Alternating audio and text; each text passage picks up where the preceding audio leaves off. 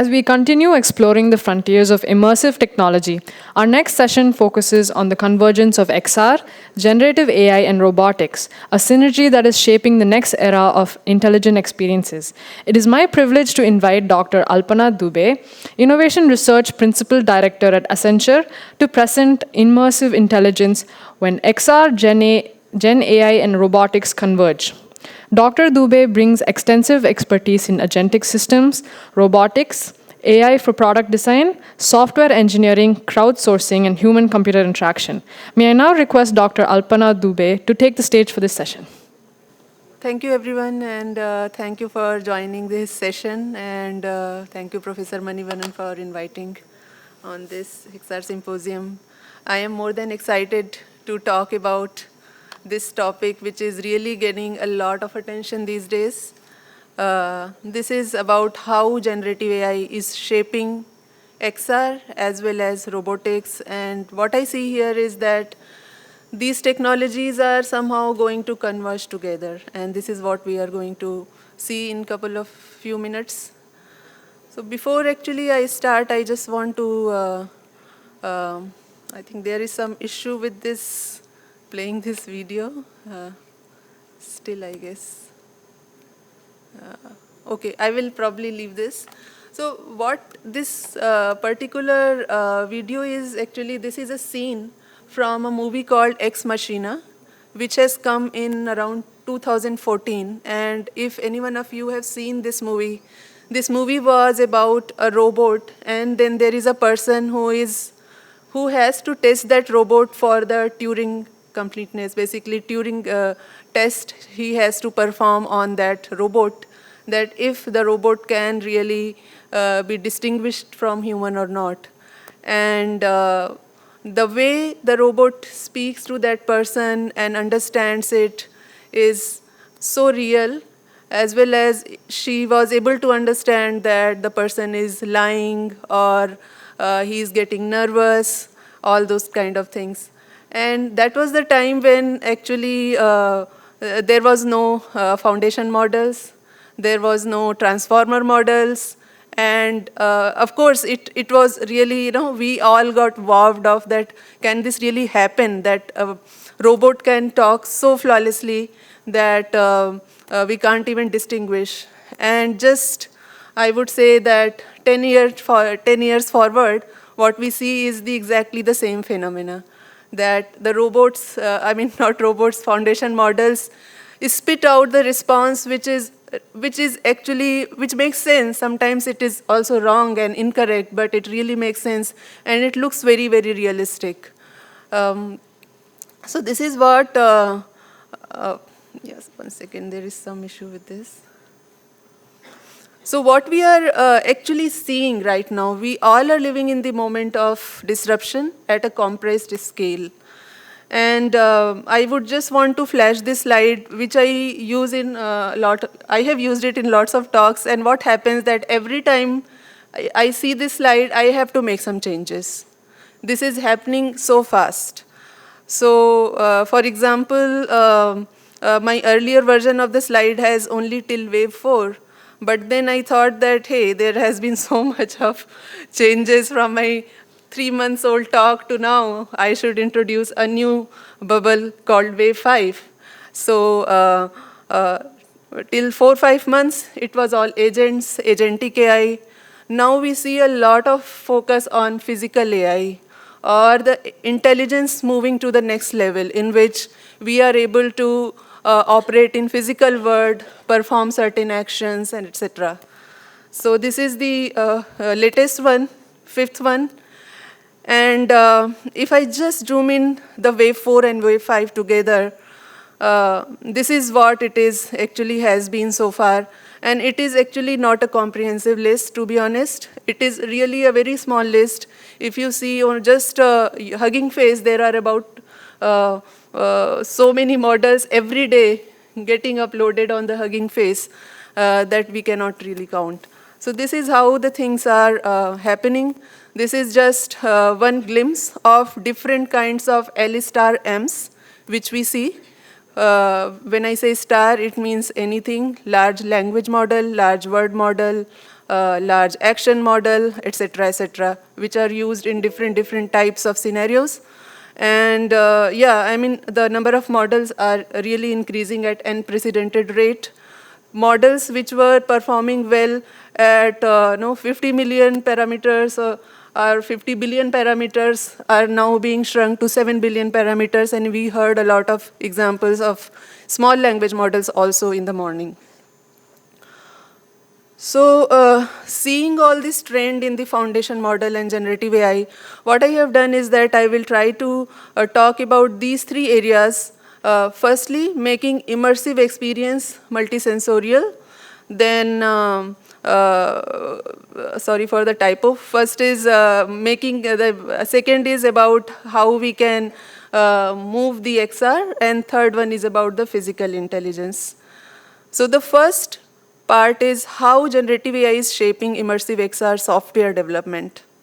And when we say XR software development, we really need to understand what is the difference between an XR software and traditional software. So I have put together the two different types of software systems side by side. What you see here is in the right-hand side is an Amazon app, shopping app, as you all might be using it. And then in the left-hand side, we have immersive experience. It's just a screenshot. And what you see here is that the product, here you can place the products spatially, and then you can, interaction can be more related to either with your hand controllers or you can talk. And that interaction is now, we can imagine that we are talking to an avatar or anything like that. That's the interaction level difference. And then we have the difference between how the user is interacting, the modality, whether he's clicking or whether he's talking, or all of these. So when we talk about XR application development, these are the differences I have just covered, that we build experiences when we are building an XR application.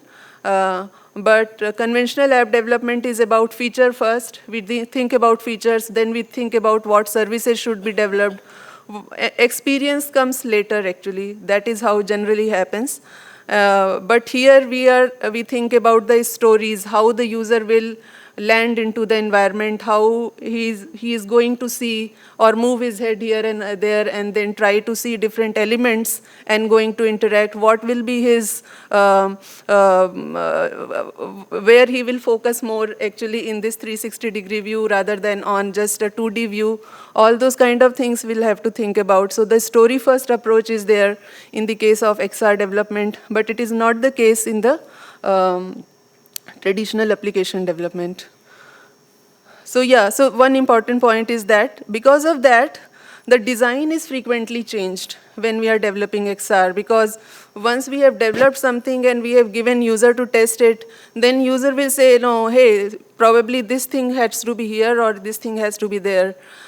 In the 2D world, these types of things are pretty much fixed, and people know that if you have to put this menu item, generally it has to come here, or these kind of guidelines are pretty much fixed, but in XR it is still not fixed. So how do we see that the XR applications can be transformed with AI? We can see at 3 different levels. I have tried to put it in interaction, character, and space, these 3 areas. When we think about interaction, we can think about things like about language modeling, text-to-speech, speech-to-text, avatar creation, multimodal communication, brain-computer interface, multisensory simulation, variables, all these types of interaction mediums we need to think about, and we need to think about how AI can enable. When we are talking about space, the AI can help in rendering, enhancing the space, creating the assets, 3D assets and objects, thinking about the pose estimation, action recognition. And when we are thinking about the characters, we will have to think about how the avatars should animate and interact and what type of emotions it should show. So given all that, what are the current technologies can be relevant in all these scenarios? So just a glimpse of it. Again, it's not a comprehensive list. What we see here is that for interaction, we can think about large action models being in play. For space, we can think about the scene generators like the Genie 3, VO, or when we are thinking about predicting the next scene, people are resorting to the word foundation model, in which you think about what is going to be the next scene so that the environment and the app is more prepared about it. And for that, we have models like Magma and OpenVLA. They are also action models. And then we have, for character, we have a lot of software which are again AI-based and which is used for creating characters. So this is just one small video about how Genie 3 works. So it's basically a promptable word. It's from Google. And you can write a prompt, and then you can see the interactive scenes being dynamically created. And then you can visualize it, basically.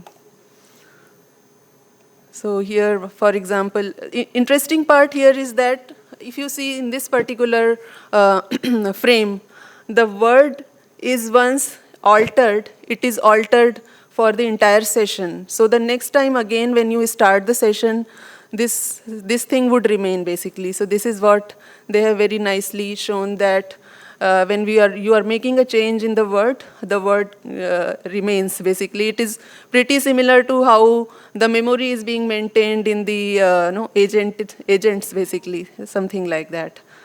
So yeah, I'll just move on quickly. And what I have just quickly going to show some of the work which we have done in past, and these are some of the, I would say, 4 to 5 years old work, which had basically tried to develop how we can generate 3D models from 2D sketches. And then we also worked on how we can create 3D models and do style transfer, apply different type of textures and all those things.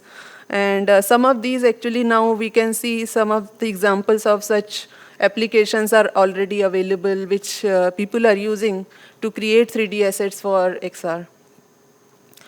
I will just skip all these, our past work. Probably these ones also, I can just move to the next. This is just to show that how different technologies are now available in the market, which can be used to generate different types of assets and contents for your 3D environment. One interesting thing I wanted to just show that every time when I present, I try to create some small application and show as like how with a single prompt we can quickly create a very simple small application, actually. So here probably I'll just move to this small application, which I just did it yesterday. Maybe it was just a single prompt, and I wanted to create a web application in which you can interact with a character. That's it. No, nothing else. It is actually connected with Gemini behind the scene, and then it is talking. I am not sure if internet is working or not, but so I don't know if I can show this. But it has a very interesting story. When I was doing it, my daughter was there, and then she saw this application, and then she also saw that the 3D assets which I created on Meshi.com, and she's a 7-year-old daughter. And she got so much excited, she actually started using Meshi and created few assets, 3D models. And it's very simple, actually, so a kid of 7-year-old can really create it. And then she actually kind of negotiated with me that you have to give this talking app to me if I make 5 characters. So what we can see is that how the kids are also getting so much excited about these technologies because they have become truly accessible. You can really describe your creativity in couple of prompts with some examples, and then you can create it. So yeah, I'll just move it because I think there is some network problem. I'm not connected. Sorry? Yeah. I need to check, or otherwise it's a simple application, so probably I don't need to. I'll, in the interest of time, I'll just move to the next slides. Okay, so the important point I wanted to tell is that the building XR application has also become pretty democratized, and definitely it is also gaining kids are also getting too much interested, because XR is always interesting. You can create interactive environment and word automatically, and definitely it is an interesting time to see. I will come to the another work which we have done in the past, in which we embedded generative AI models in the application. And here the application was that you can create an environment, a home, and you can essentially improve the look and feel within the home, basically. You can change the walls, you can change the flooring. So initially you start with a layout which gets generated by AI, and then here you can generate different kinds of combinations for floors and all those things. And essentially it uses behind the scene stable diffusion and all different sorts of style transfer techniques to create all these environments, and then one can use it. So there is an audio actually, but so basically someone is speaking and telling what to do, and then the environment changes. Yeah, so this is how, it's just a sample. So what is happening that, yeah, texture as well as the 2D models from our models actually, which we developed, is getting created. I'll move on to the next segment, which is about how AI can also make experiences multisensorial. So when I say is that being multisensorial, it really means that adding another sensory experience beyond audio and visual, which is the predominant experiences. So this is one example of fragrance retail. It is a metaverse experience. And what we try to reimagine is that users will be able to see the perfume in an immersive environment as well as smell it.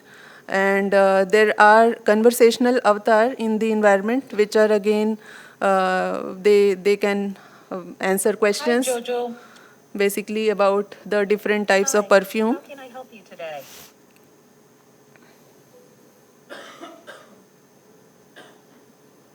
I like floral fragrances. Can you suggest something? If you like floral, we have great collection in it, so you must try any of these. Easter Lily Blend, Gentle Blossoms. So here the user has selected it, and basically, so what happens here is that this is a Oculus experience. Along with that, we use this device, which there is a holder also which you can wear around your neck. And it has some cartridges, and the moment you actually click the button and the user is trying to understand the fragrance, this device would emit that fragrance. So you can create also or synthesize your own fragrance, because whatever fragrances are part of this device, you can combine in different intensities and create your own experience. So this is going to add another type of experience, which is required in a lot of scenarios and situations, and definitely it is going to add more immersion in those scenarios. And by the way, even the fragrance synthesis can also be customized based on the user preferences and his liking. So this is what is this one. Okay, I'll move to the other one.